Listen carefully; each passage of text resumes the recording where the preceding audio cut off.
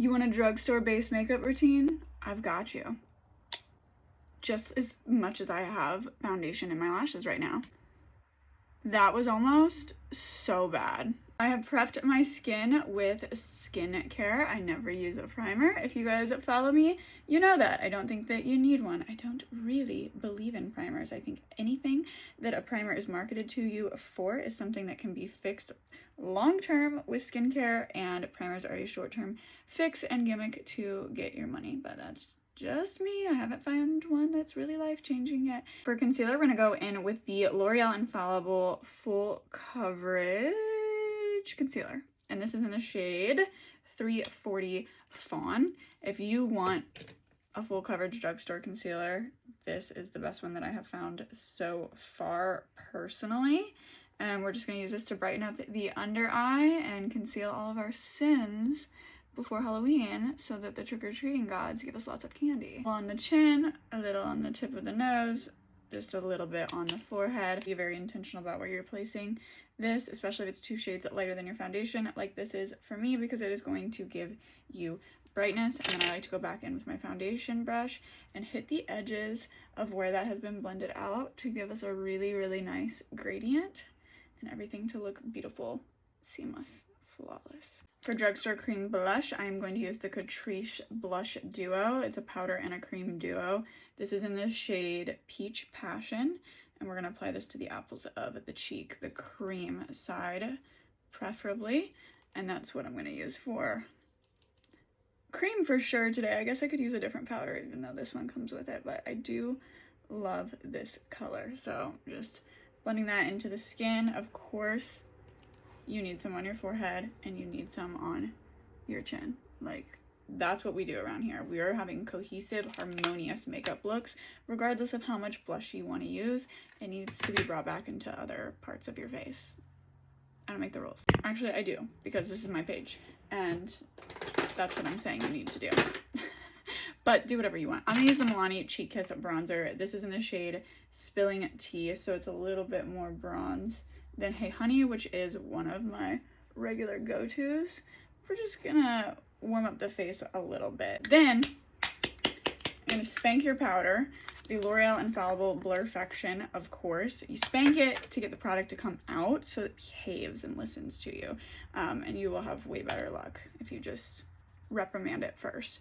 And then we're gonna go in and set the face. And I'm telling you, this is the best drugstore powder that we have come out with. And how many times do I have to say it before you believe me and you pick it up and try it? It is incredible. It's just the best drugstore powder I think we've seen ever. Powder just blurred everything. It's impeccable. For powder blush, I'm gonna go in with Rose d'Oro. I'm looking for something a bit more rosy, a bit more fall-like, if you will, for the cheeks. So this rosy kind of tone is gonna just bring those colors, kind of reinstate them after we powder. Light layers is what's going to give you long-lasting makeup, people. You've got to apply your makeup in light layers. We have setting, fixing, and sealing sprays here. So what does that mean? Fixing sprays often add hydration. They will be labeled as like prime, set, refresh. They're going to add hydration back to the skin after you mattify. Like with powders, if you've got too much going on, if you're oily, you probably don't need something like this, but it can be helpful. A setting spray is something that's going to change like the finish of your foundation, the finish of your base, I'm sorry. So this one illuminates skin with a radiant natural finish with vitamin E, and it says it has a hold. It's more of a setting spray. It's more of a finish changer. It is better than the fixing spray. You're not gonna be able to go back in with makeup after this and it look really good. But a sealing spray is what's gonna lock and hold your makeup in for literally ever, and that's what your end step is going to be.